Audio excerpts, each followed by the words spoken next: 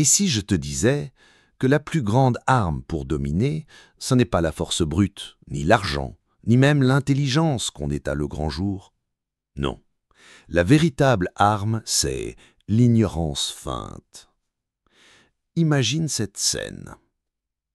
Tu es dans une salle de réunion. Les chaises grincent, les voix s'élèvent, certains parlent fort pour imposer leurs idées. Les plus bruyants agitent leurs mains, coupent la parole, veulent dominer la pièce. Toi, tu t'installes tranquillement. Tu observes. Tu ne dis rien. Soudain, un collègue se tourne vers toi. « Et toi, t'en penses quoi ?» Tu souris légèrement, comme surpris qu'on te demande ton avis, tu baisses un peu les yeux.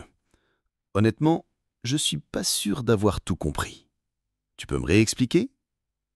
À cet instant, il se sent puissant. Il croit t'éclairer.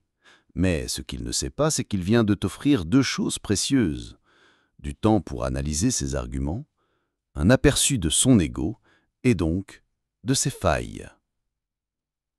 Machiavel l'avait compris. Celui qui se croit plus intelligent baisse toujours sa garde.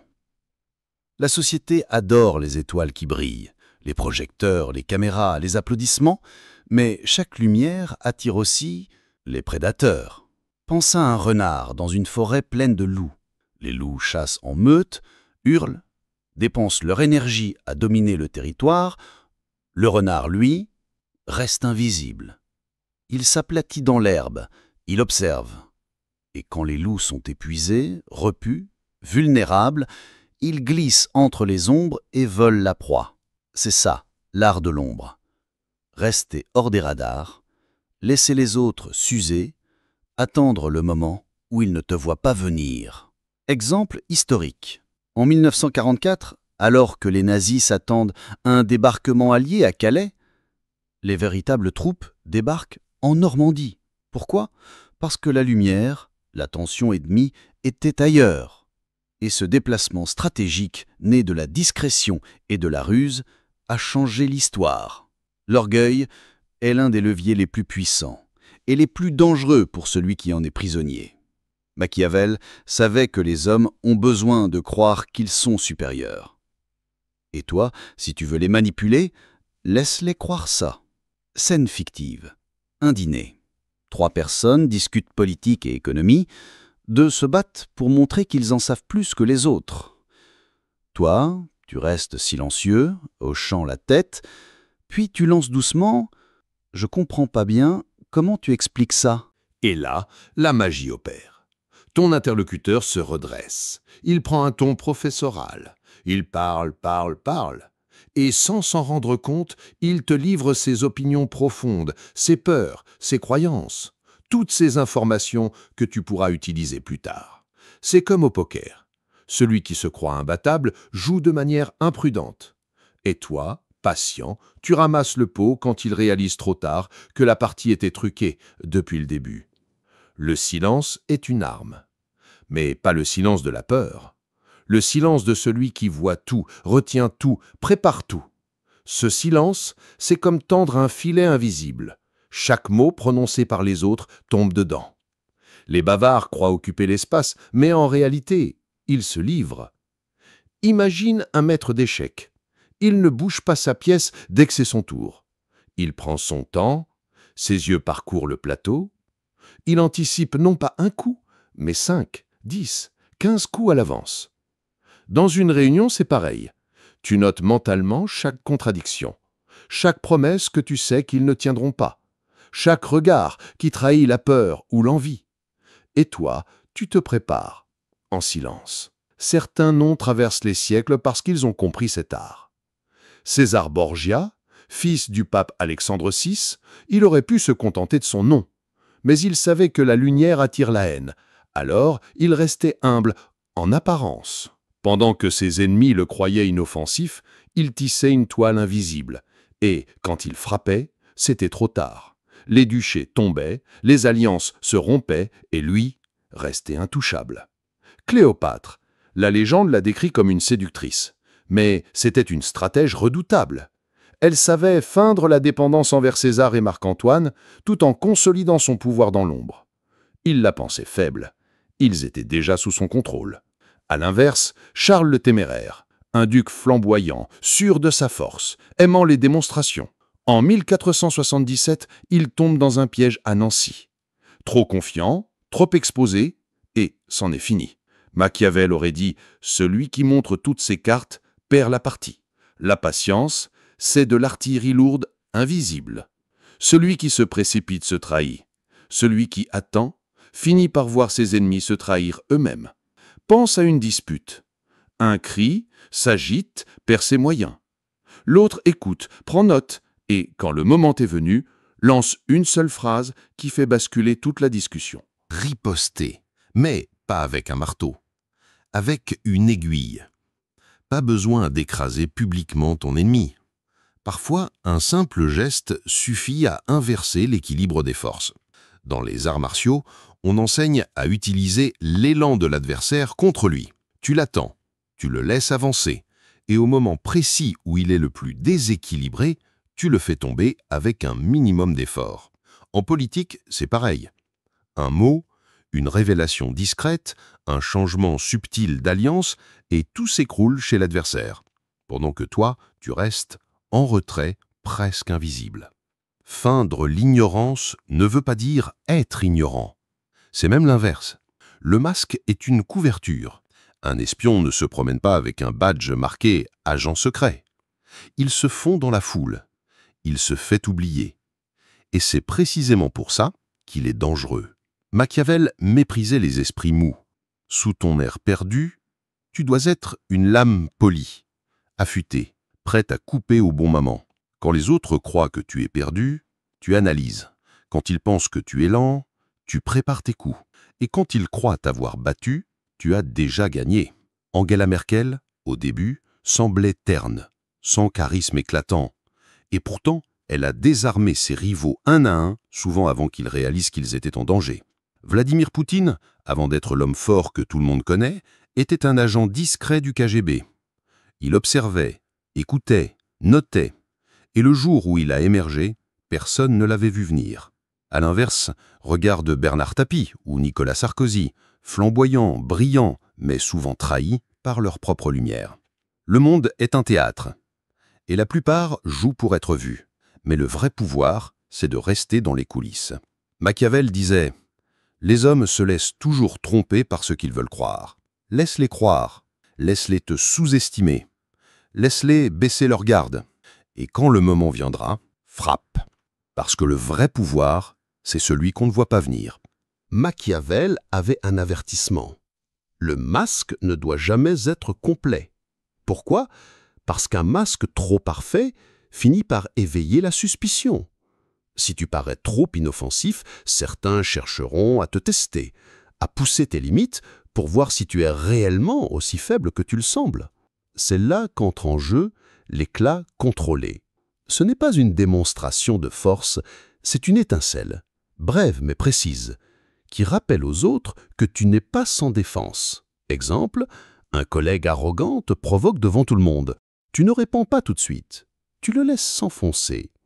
Puis, calmement, tu lâches une phrase tranchante, si bien choisie qu'elle coupe net son élan. Pas besoin d'humilier publiquement, juste de montrer que le renard, c'est aussi mordre. La beauté de cette stratégie, c'est qu'elle fonctionne même sur ceux qui ne savent pas qu'ils sont tes adversaires. Dans ta vie, beaucoup de gens jouent un rôle contre toi, sans que tu les aies désignés comme ennemis. Un collègue qui te prend de haut, un ami qui te donne des conseils pour servir ses propres intérêts, un proche qui te sous-estime. Ces gens, tu n'as pas besoin de les combattre frontalement, tu les observes. Tu comprends leurs motivations, leurs envies, leurs failles, et tu avances en contournant leurs forces, en utilisant leurs propres mouvements comme marchepied.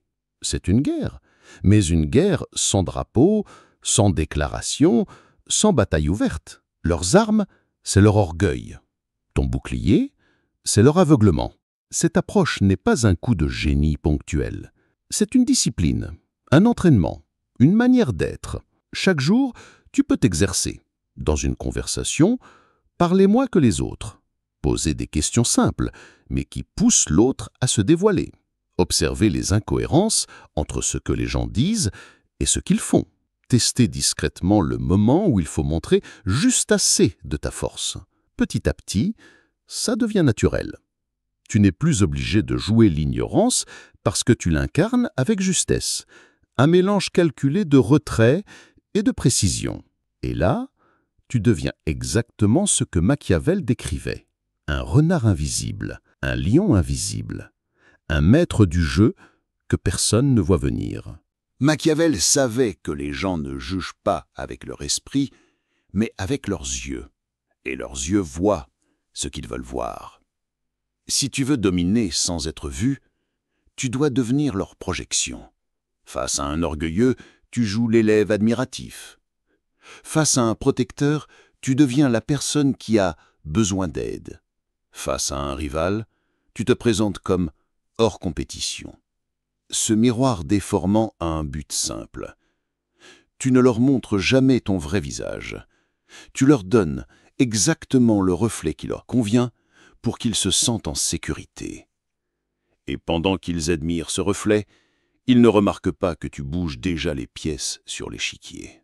L'un des secrets les plus puissants, c'est de savoir quand se retirer. Pas fuir, disparaître. Trop d'ego pousse les gens à rester sur scène pour savourer la victoire. Mais c'est souvent là que les ennemis se regroupent. Le stratège quitte la pièce avant que la tension ne se retourne contre lui. Comme un illusionniste qui, après son plus grand tour, s'éclipse avant que le public ne comprenne le truc. En politique, en affaires, même dans les relations personnelles, disparaître au bon moment est une protection. C'est laisser derrière toi une image et jamais l'occasion de la détruire. Tout ton travail dans l'ombre, toutes tes observations, tous tes silences mènent à un seul moment, le coup final. Il n'est pas spectaculaire, il ne fait pas de bruit. Parfois, il passe même inaperçu pour la plupart des gens. Mais pour ta cible, c'est irréversible. Elle ne comprend que trop tard que la partie était perdue depuis longtemps. C'est là que tu réalises l'essence même de la pensée machiavélienne. Le vrai pouvoir, c'est de gagner avant que l'autre ne sache que le jeu a commencé. Un maître de l'ombre ne se contente pas d'observer. Il archive chaque promesse faite, chaque contradiction, chaque faveur accordée. Mais il ne réclame jamais immédiatement. Non. Il laisse les dettes dormir, parce qu'une dette oubliée est une chaîne invisible. Puis, au moment opportun, il rappelle. Une phrase suffit. Tu te souviens, l'an dernier, quand je t'ai aidé. Et soudain, celui qui croyait avoir gagné un avantage se rend compte qu'il est redevable et qu'il ne peut pas refuser. Machiavel aurait dit « Si tu veux durer, il ne suffit pas de gagner. Il faut que ton histoire soit racontée, à ta manière. » Un jour, les autres ne se souviendront pas des détails, mais ils se souviendront de l'impression que tu as laissée, l'impression que tu étais différent, qu'on ne savait jamais ce que tu allais faire. Tu dois façonner cette légende subtilement, laisser échapper des anecdotes où tu sembles avoir eu de la chance, créer l'idée que tu retombes toujours sur tes pieds, entretenir le mystère sur tes véritables intentions. Une légende personnelle n'a pas besoin d'être vraie. Elle a juste besoin d'être croyable. La stratégie machiavélienne n'a pas de fin, c'est un cycle. Observer, attendre, frapper, disparaître, recommencer. Chaque victoire est une étape. Chaque adversaire tombé te prépare pour un autre. Le piège des arrogants, c'est de croire qu'ils ont fini le jeu. Mais il n'y a pas de fin. Il n'y a que des rounds successifs où les plus discrets continuent à avancer. Et si toi, tu adoptes ce rythme, tu deviendras cette silhouette qui traverse les aînés, les époques, les environnements, toujours là, toujours en position de force, toujours invisible. Machiavel savait que le pouvoir est fragile dès qu'il est visible. C'est pourquoi le masque ne doit jamais tomber complètement. Peu importe tes victoires, tes acquis, ta position, tu dois toujours laisser aux autres une part d'ignorance sur qui tu es vraiment, un mystère permanent. Parce que le jour où quelqu'un croit avoir totalement compris, il commence à prévoir tes coups. Et un coup prévisible est un coup perdu. Le masque éternel, ce n'est pas une prison, c'est une armure. Il te protège non seulement de tes ennemis, mais aussi de ta propre tentation de briller trop fort. La preuve ultime que tu maîtrises l'art machiavélien, c'est quand tes décisions façonnent les événements sans que ton nom ne soit cité. Un chef visible récolte les louanges et les critiques. Un maître invisible récolte la liberté. Tu laisses les autres croire qu'ils ont pris la décision. Tu les pousses subtilement à agir comme tu l'avais prévu. Et quand le résultat arrive, ils s'en sont fiers. Ils ne savent pas que c'était ton scénario depuis le début. C'est l'apogée du contrôle. Régner sans jamais être reconnu comme le souverain. Le monde est une pièce de théâtre. La plupart se battent pour un rôle principal. Mais toi, tu peux être l'auteur. Tu choisis qui brille. Tu choisis qui chute. Tu écris les dialogues avant qu'ils ne soient prononcés. Et sais-tu quoi ? Les acteurs ne se demanderont jamais qui a écrit le texte, tant que la pièce leur donne ce qu'ils veulent. C'est ça, l'ultime secret de Machiavel. Ne cherche pas à être vu, cherche à être indispensable. Dans le monde de Machiavel, il n'existe pas d'alliés permanents, seulement des intérêts alignés pour un temps. Le maître de l'ombre sait que la loyauté n'est jamais gratuite. Il la nourrit, la récompense, mais ne l'idéalise pas. Car un allié d'aujourd'hui peut devenir un ennemi demain, et inversement. Cela ne veut pas dire vivre dans la paranoïa constante, mais dans la vigilance active. Tu prêtes ta confiance, comme on prête une épée, toujours en sachant qu'elle peut être retournée contre toi. La clé, c'est de multiplier les dettes de loyauté, pour que personne ne puisse te trahir sans se trahir lui-même. Machiavel aurait méprisé les stratèges figés, parce que le monde change, et le pouvoir aussi. Un plan qui fonctionne aujourd'hui peut te perdre demain. La force du renard, ce n'est pas seulement l'astuce, c'est la souplesse. Les crises, les imprévus, les trahisons ne sont pas des obstacles, mais des opportunités. Quand le chaos frappe, la plupart paniquent. Le stratège, lui, glisse dedans, modifie sa posture, transforme une attaque en ouverture. L'adaptation, c'est la danse invisible qui te maintient toujours en position, même quand tout s'effondre autour de toi. La victoire ultime, c'est celle que tu n'as pas besoin de proclamer, quand tes ennemis sont neutralisés et que personne ne sait comment, quand tes objectifs sont atteints et que tout le monde pense que c'est un hasard. Tu n'as pas besoin de trophées, de statuts ou de discours. Ta récompense, c'est le contrôle durable, celui qui échappe au radar. Et le plus ironique, c'est que les autres se chargeront de raconter ton histoire à ta place. Ils feront des hypothèses, inventeront des explications, exagéreront tes coups. Ils bâtiront ton mythe, pendant que toi, tu prépares déjà la prochaine partie. Un stratège machiavélien ne donne jamais un chemin clair à ses adversaires. Il laisse planer le doute sur ses intentions, ses forces, ses alliances. Quand les autres croient avoir compris, change de rythme, change de posture, change de ton. Aujourd'hui, tu es coopératif, demain distant, après-demain enthousiaste. Ils ne sauront jamais si c'est calculé ou sincère. Pourquoi ? Parce que la confusion use. Et un adversaire épuisé à force d'essayer de te lire devient prévisible. C'est la technique du brouillard. Avancer masqué jusqu'à ce que la cible perde toute capacité à anticiper tes coups. La manipulation la plus efficace n'est pas frontale. Elle est douce, subtile, presque agréable.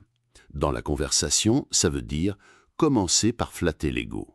Présenter tes idées comme si elles venaient d'eux. Leur donner le sentiment que te suivre est leur propre décision.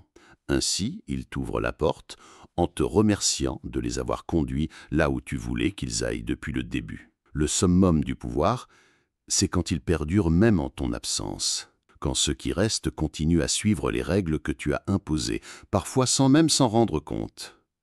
Les lois non écrites que tu as instaurées, les habitudes que tu as façonnées, les alliances que tu as cimentées. Ainsi, même si tu quittes la pièce, l'organisation ou la scène publique, ton influence reste. Les autres continuent à jouer ta partie longtemps après que tu aies quitté le plateau. C'est là que tu deviens plus qu'un stratège. Tu deviens une structure invisible. Et une structure est beaucoup plus difficile à détruire qu'un homme. Un vrai stratège ne laisse pas de preuves derrière lui. Chaque action, chaque mouvement, chaque alliance doit pouvoir disparaître comme si elle n'avait jamais existé. Cela signifie ne pas laisser de documents compromettants, ne pas prononcer de phrases qu'on pourra te citer, Ne jamais agir d'une seule manière qu'on puisse retracer. L'oubli est ta meilleure protection. Si un adversaire tente de remonter jusqu'à toi, il ne trouve rien, que du vide. Et il finit par se demander si tu as vraiment joué un rôle, ou si tout cela n'était qu'une coïncidence. Le pouvoir ultime, c'est d'avoir un impact profond, sans qu'aucune main ne puisse jamais te saisir. Tout stratège doit savoir quand la pièce est terminée. Le danger, c'est de rester trop longtemps et d'épuiser son mystère. La sortie parfaite n'est pas un départ fracassant, c'est un retrait silencieux, presque imperceptible, mais qui laisse une empreinte durable. Tu pars, mais ton absence pèse plus que ta présence. Les autres continuent à se demander « Où est-il passé? Reviendra-t-il? Et si il nous observait encore ?» Cette question est en héritage, parce que le doute est une forme de pouvoir qui ne meurt jamais. Le jeu ne s'arrête jamais vraiment, même quand tout semble calme, même quand les projecteurs se sont éteints. Car dans l'ombre, tu es toujours là, à écouter, à observer, à attendre. Machiavel n'a jamais dit que le pouvoir appartenait aux plus forts. Il a dit qu'il revenait à ceux qui savent attendre, à ceux qui peuvent rester invisibles jusqu'au moment où un seul geste suffit à tout renverser. Et quand ce moment vient, quand la pièce est en place, quand l'adversaire est certain de sa victoire, tu te lèves, tu avances, tu fais ton dernier mouvement, échec et mat, puis tu souris, parce que personne n'a vu venir le coup.